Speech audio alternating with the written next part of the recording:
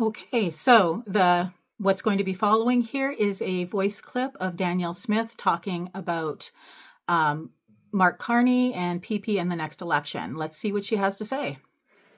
Pierre Poilievre is the name of the Conservative Party leader, and he was miles ahead of Justin Trudeau. But because of the what we see as unjust and unfair tariffs, it's actually caused an increase in the support for the Liberals. Well, I think it's really important to pay attention to her wording there.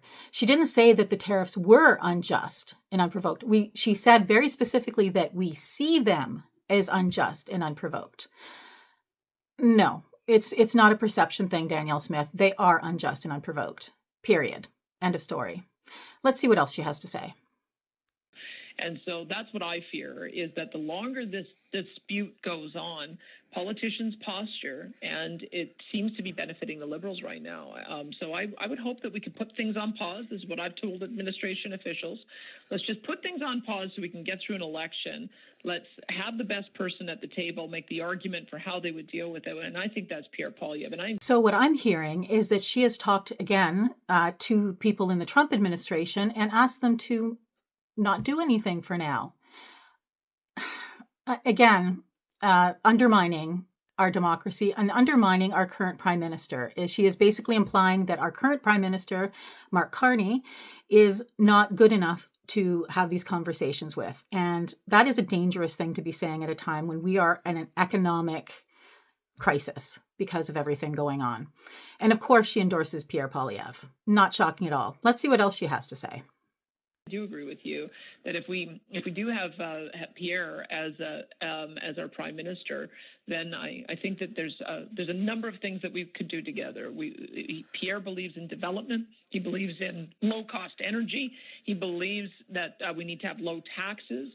So again, the Conservatives are still trying to suck up to Trump. That's what I'm hearing here. All of these things we can do together, like maybe selling out our natural resources or becoming the 51st state. Is that what you really mean, Danielle? Because that's what I'm hearing. And as for your last point about PP believing in lower taxes for who? Because I've not seen anything in the low or middle income bracket. It seems to me from what I've heard so far, he's looking at the trickle down economics of Reagan, where you give the big businesses and the rich tax breaks. Is that what's going on? We haven't heard yet. I'm sure we will have to soon when PP has to start campaigning. But I do not trust anybody in the Conservative Party who's talking about tax breaks, because it generally does not benefit the middle or low income. Anyway, let's see what else she has to say. Doesn't believe in any of the woke stuff that we've seen taking over our politics for the last 5 years. And this is where I get annoyed. Seriously. Maybe even pissed off. Again with the freaking woke. Woke is all about just giving a shit about other people. And I'm getting tired of hearing it being slandered, slurred, and used as used in that way. Woke is just about empathy and being able to understand other people's situations, other people's lives, and not judging them based on challenges that they may be having. There's nothing wrong with being woke, and I'm tired of it being used as a slur. And that she's just right on board with Trump and PP and the whole right-wing fascio Christian conservative thing that is taking over a lot of the world right now. And I just do not want to see Canada become part of that. Let's continue. But this to me is a huge red flag. Let's move on.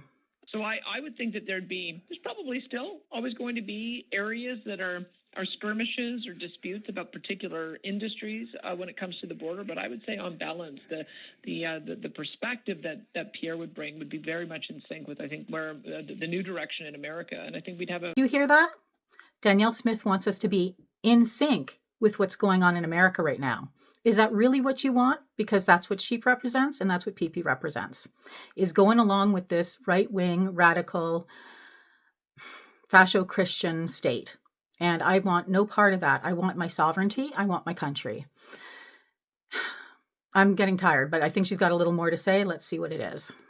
A really great relationship for the period of time they're both in. According to Danielle Smith, the good news is that we can have a great relationship if PP is elected with the dictator in the States.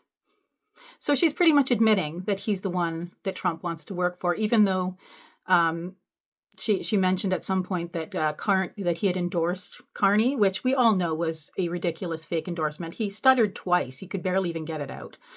Anyway, clearly we know what side the Conservatives are on and what they want for Canada. And what they want for Canada is a working relationship, a good relationship with the current administration in the United States.